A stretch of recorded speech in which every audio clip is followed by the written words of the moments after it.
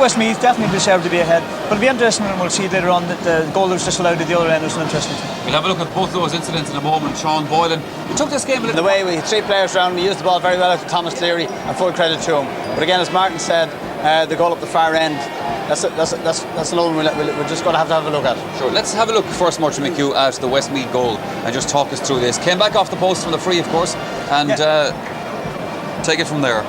Yeah. The ball was a free kick taken in and it came back off the post. Maybe that's a bit of luck, you need the ball off the post.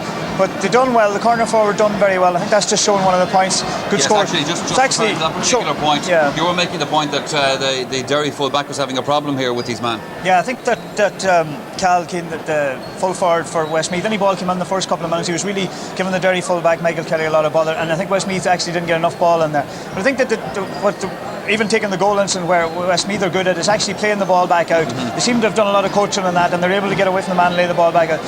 The ball came back at the post, was played very well back out, and the man Thomas Cleary took the goal well. But I think the Westmeath get more ball into the forwards. The full forward line is very dangerous. Sean, just referring to that disallowed goal there, we took a look at it again a second time. We really couldn't see anything that would lead us to suspect why it was disallowed. No, I say that Gary Cushan is one of the name. Because what did he do wrong? Because they were all outside the square, in after the ball. No hands, just it was played well. Like he came in over the corner back and so on. He just buried the ball in the back of the net.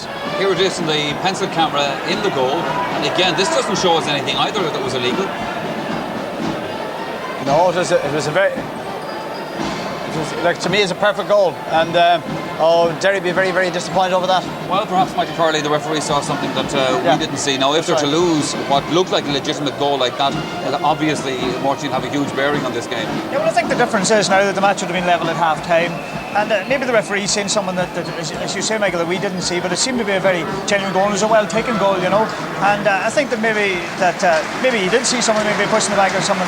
But I think game kind of things. I think, and I've said on this programme before, I think the square ball should be done away with anyway myself personally, because nobody really can tell. I think someone we have to look at, you know. And I think that's another decision that's going to big talking point. We have a lot of them here in Croke Park. You know? Well, that, as you said, is a talking point for another day. But Sean, a talking point for today is that goal that Westmeath did get that we were referring to earlier on. Let's just take a look at it now because we have it lined up for you.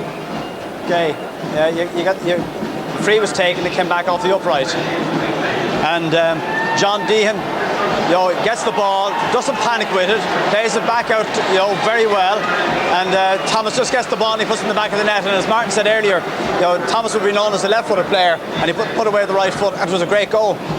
Okay, Sean, thank you very much for the moment. Now, just breaking away from our panel here, our reporters here at Croke Park this afternoon, Tony O'Donoghue and Marty Morrissey. Let's join them now for some latest news.